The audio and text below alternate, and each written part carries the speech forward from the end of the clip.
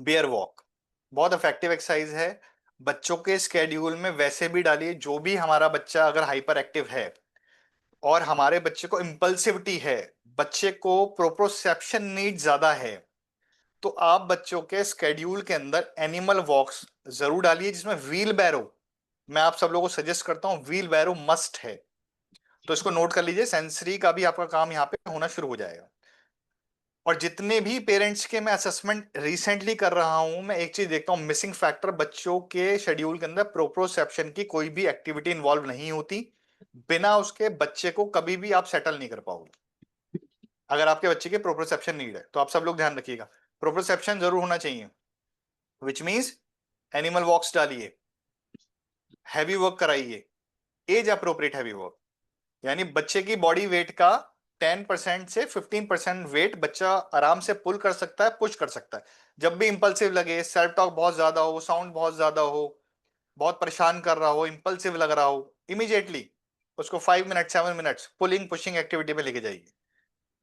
अब एक्टिविटी देखिए, सिंपल है, बियर वॉक।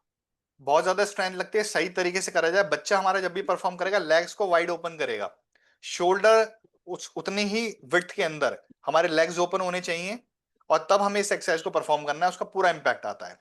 अगर हमारे लेग्स में हमने स्पेस ज्यादा लिया हुआ, वाइड ओपन करे हुए हैं, शोल्डर विड्थ से भी बाहर है, तो उसका इंपैक्ट एक्सरसाइज का चला जाता है, वो इजी हो जाती है।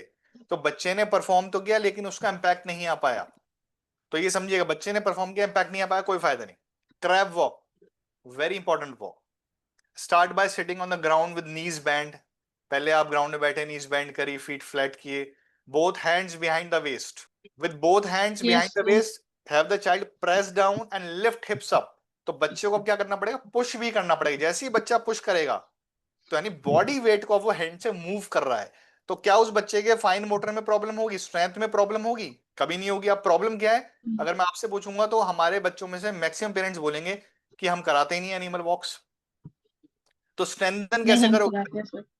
हाँ, जो कराते हैं वो बड़ा अच्छा काम कर रहे हैं, जो नहीं कराते वो ध्यान दें।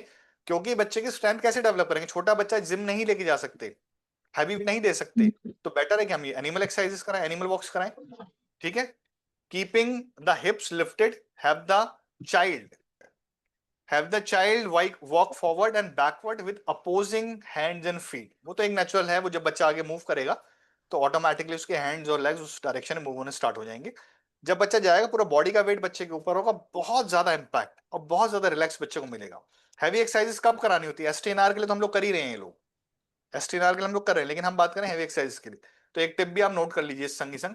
आप मुझे बताएंगे जरा, कोई माइक ओपन करिए, हैवी एक्सरसाइजेस कब कब करानी होती हैं, और कितने पेरेंट्स हैं जो कराते हैं यहाँ पे? प्लीज आप मुझे बताएंगे, एक संग, मेरे ख्याल से माइक पे तो नहीं बोल पाएंगे, आप हैंड्स अप कर सकते हैं। कितने पेरेंट्स हैं जो बच्चों को हैवी एक्सरसाइजेस कराते हैं हमारे यहाँ पे, जितने पेरेंट्स अवेलेबल हैं? कराते हैं, ठीक है, दिव्या भी कराते हैं, काफी दिख रहे हैं, आप भी करा रहे हैं। ठीक है, ठीक है, मैं देख पा रहा हूँ सबको। डॉक्टर निहारिका भी कह रही हैं, यास्मीन भी कह रही है मी। ठीक है, शाओमी फोन से कोई लॉगिन है, वो कह रहे हैं मी। ठीक है, बाकी सब लोग अभी हाइड हैं। Arpita Sarkar yes, Leena yes, great great.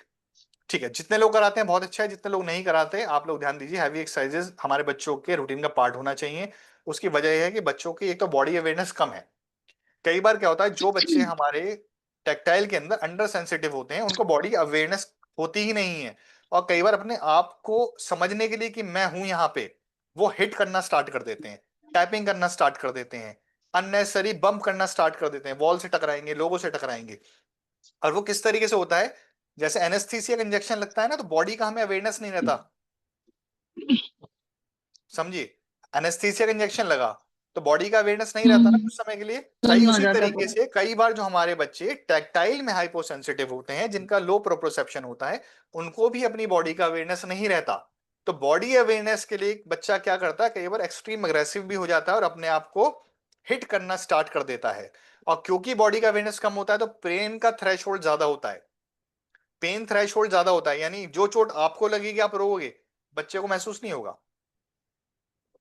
आप समझ पा रहे हैं? तो पेन का थ्रेशोल्ड ज्यादा है, तो हिटिंग करने में उसको कोई इंपैक्ट नहीं आ रहा बच्चे को, क्योंकि उसको पेन नहीं हो रहा। अपने जब पेन होगा तो नहीं करेगा।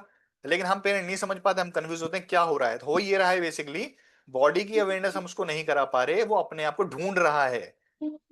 जब आप रात को सो के उठते हैं, अंधेरा नहीं होता, आपको पता होता है आपका राइट लेग आपने आगे रखा है, लेफ्ट लेग, आप क्लियर होते हैं। अंधेरा है, कुछ नहीं दिख रहा रूम में, आप बेड से उठे, आपको पानी पीना है, आपने बेड से उतर के अपना राइट लेग या लेफ्ट लेग फ्लोर पे रखा, तो क्या आपको किसी को बताने की जरूरत है कि आपका कौन सा लेग आपने फ्लोर पे रखा, या आपको पता होता है? बताइए मुझे, यस और नो, पता होता है, बताने की जरूरत पड़ती है? माइक ओपन करके बोल दीजिए प्लीज जल्दी जल्दी। यस, डॉक्टर पता निहारिका, होता आपको है। देख के मुझे आज पता लग रहा है होता कि है निहारिका, सर। निहारिका पता आपको देख होता के है मुझे सर। मुझे भी मेडिसिन का कुछ करना पड़ेगा। पता होता है सर। पता होता है, right? I've already been taking for 3 days. हाँ, कोई नहीं, आप वेल हो जाएंगे, आप लीजिए दवाई, कोई दिक्कत नहीं, थोड़ा बहुत चलता रहता है, ये साइन है कि हमारी बॉडी सही फंक्शन कर रही है। अभी हमें पता लगता है जब नाइट में हम उतरते हैं, क्योंकि हमें अवेयरनेस होती है, लेकिन हमारे बच्चे को नहीं पता लगेगा जो टेक्टाइल में हाइपो सेंसिटिव है या अंडर सेंसिटिव है। तो आप समझिए बच्चे का पेन, बच्चे को पता ही नहीं लग पा रहा कि मेरी बॉडी किस जगह पे है। सब बच्चों के लिए नहीं है, मैं इसलिए हाईलाइट कर रहा हूं, टेक्टाइल हाइपोसेंसिटिव बच्चा। तो जब बच्चे को अपनी बॉडी का अवेयरनेस नहीं हो रहा, तो उस कंडीशन में क्या होगा, वो अवेयरनेस क्रिएट करना चाहेगा, और अवेयरनेस क्रिएट करने के लिए बच्चा क्या करेगा, वो जबरदस्ती चीजों को टैप करेगा, हिट करेगा, कूदेगा, गिरेगा फ्लोर पे। आप समझ पा रहे हो, हमें लगेगा उसका बिहेवियर आ रहा है, बिहेवियर नहीं आ रहा। जब आपको अपनी बॉडी की अवेयरनेस नहीं होगी, लास्ट में क्या होगा, अग्रेशन में टर्न हो जाएगा, उसका रिएक्शन बुरा होगा, आपका मेरा भी होगा। तो इस तरीके से सारी सेंसेस में कहीं ना कहीं हिडन पार्ट छुपे होते हैं। तो इसीलिए जितनी एक्सरसाइजेज हैं एसटीएनआर के लिए चल रही हैं, आपको संगी संग उसको ऐड करना है, और डेली रूटीन में भी कम से कम उसको आप इन्वॉल्व करें। तो क्रैब वॉक अभी हम देखने जा रहे हैं, बहुत अच्छी एक्सरसाइजेज है, इसको वैसे भी ऐड करना है, एसटीएनआर के लिए तो आपको करना ही करना है। देखिए कुछ क्वेरीज भी आई हुई हैं पेरेंट की, तो मैं एक तो क्वेरी का भी आंसर कर दूंगा कि पेरेंट्स को भी ये ना हो कि उनको आंसर नहीं मिल पाया, शॉर्ट शॉर्ट क्वेरीज हैं। तो एक बार कुछ लोगों ने लिखा है, सर मेरा बच्चा हिटिंग करता है, ओके, तो हिटिंग का भी हमने बात करी ना, वो इसी वजह से है, बिल्कुल करानी है हैवी एक्टिविटी, आप कराएं।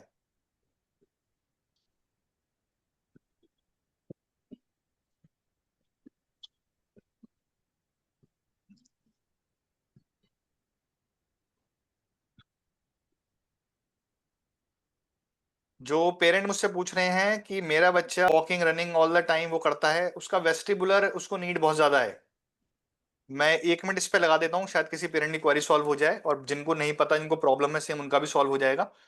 बच्चे की अगर ये प्रॉब्लम आ रही है, तो बच्चे को वेस्टिबुलर नीड बहुत ज्यादा हाई है, यानी उसकी नीड पूरी नहीं हो रही है। जब तक नीड पूरी नहीं होगी, बच्चा मूवमेंट लेता रहेगा।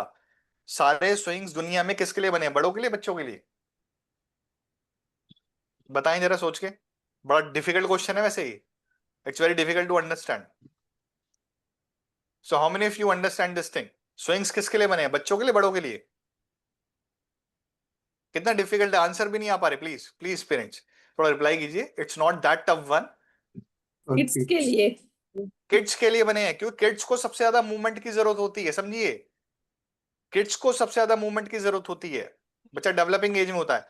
हमारा बच्चा एक तो वैसे ही फिजिकली एक्टिव नहीं हो पा रहा, हम उसको बहुत सारी एक्सरसाइजेस नहीं करा पा रहे, मूवमेंट नहीं दे पा रहे, इतना और बच्चों को मिल रही है।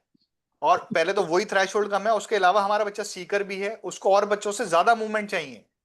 जिस भी पेरेंट का ये क्वेश्चन था, आप समझिए, उसको और बच्चे से ज्यादा मूवमेंट की जरूरत है। तो जब ज्यादा मूवमेंट चाहिए, तो बेसिकली क्या है, जितना चाहिए वो ही नहीं दे पा रहे हम लोग। अगर आप मूवमेंट दे देंगे, तो वो कभी भी मूव नहीं करेगा, हेड भी मूव नहीं करेगा।